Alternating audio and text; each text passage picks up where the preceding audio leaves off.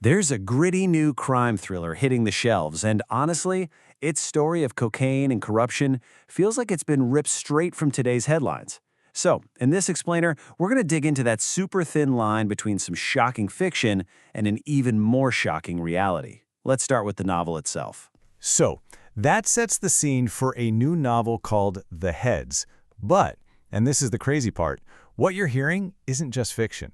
As we're about to see, it's a chilling reflection of a very real and actually growing crisis. All right, first up, let's dive into the story. It's this new novel, The Heads, from author and playwright John Livings. And let me tell you, it does not pull any punches. So, the book just throws you right into the deep end. We're talking about a drug smuggling syndicate trying to get cocaine into Australia. It's set in Sydney, and the title, The Heads, that's a clever nod to the massive cliffs guarding the city's harbor. You know, a perfect metaphor for this super high-stakes entry point. And, like any great thriller, it's all about what happens when a plan that was supposed to be perfect just goes completely disastrously wrong. And you're left with this cast of criminals and misfits trying to pick up the pieces. And the author, John Livings, is really clear about what he's going for here. This isn't your comfortable, cozy crime novel. No way. He says he's aiming for something that's both edgy and has a dark sense of humor, all while being grounded in a pretty serious reality. So, you have to wonder, right? Is this whole dark world just a great story? Or is it maybe mirroring something that's actually happening right now? Well, it turns out the novel is directly inspired by a pretty grim reality. Let's take a look at the real-world crisis that makes a story like this feel so incredibly plausible. Okay, so the fact that the story is set in Australia, that's no accident. Get this. The data shows that Australia and New Zealand have the highest per capita cocaine use in the world. That incredible demand has basically turned the whole region into a top-tier market, a magnet for international cartels. And those plot points in the book? They're not far-fetched at all. I mean, earlier this year, the Colombian Navy literally intercepted a real-life narco-submarine on its way to Australia. And late last year, people on Sydney's beaches got this absolutely surreal surprise when bales of cocaine from a Bosch smuggling run started washing up right on the sand. And we're not talking about a small amount. Just from that one incident on the beaches, police pulled in 124 kilograms of the stuff. Just think about that for a second. That's a massive, massive haul of contraband just floating there in the surf for anyone to find. So what's 124 kilos of cocaine worth on the street? A staggering 50 million Australian dollars. 50 million.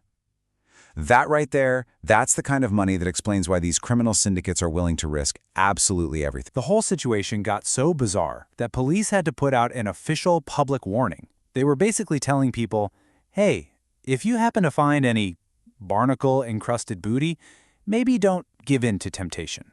It's a moment of dark humor that sounds like it's been lifted straight out of, well, a crime novel. So who's the person who saw these wild headlines and thought, this would make a killer thriller?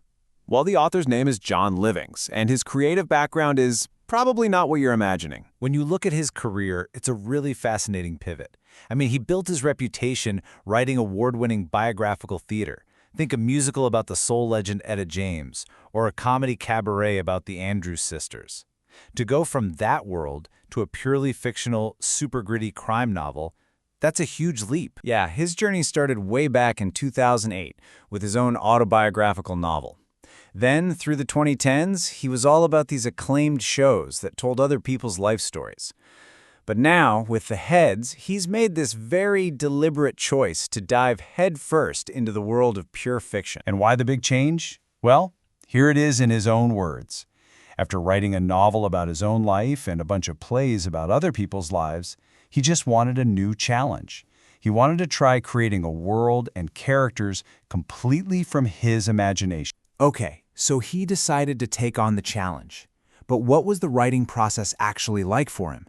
And, maybe just as importantly, what does it take to get a book this gritty published and out into the world? It's pretty intense.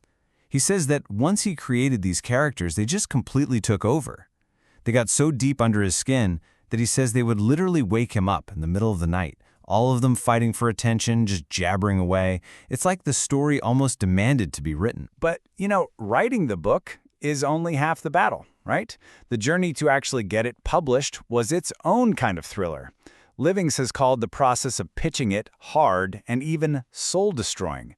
But then finally, the manuscript landed on the right desk at a place called Foreshore Publishing, and the reaction was immediate. The publisher was, quote, completely absorbed by it, calling it a fun and ingenious crime novel that just grabs you from the very beginning. Okay, so let's zoom back out for a second, because the author leaves us with this one final, really powerful idea, a metaphor that connects his fictional story right back to this enormous real-world problem. And here's the thing you really need to grasp. All that stuff we hear about in the news, the intercepted submarines, the bales of drugs washing up on beaches, that is not the full story. In fact, it's not even close. This is the key takeaway, and it comes straight from the author himself. He says that the amount of illegal contraband that's either seized by police or lost at sea, it represents just the tip of a very large iceberg. Think about that. What we see is just a tiny, tiny fraction of what's successfully making it across borders every single day. And so, that leaves us all with one final, pretty chilling question. If that $50 million worth of cocaine that washed up on a Sydney beach is just the visible tip of this iceberg, what does the rest of it, the vast unseen part submerged just below the surface, what does that actually look like? It's a staggering thought, and it's exactly what gives fiction like The Heads its terrifying power.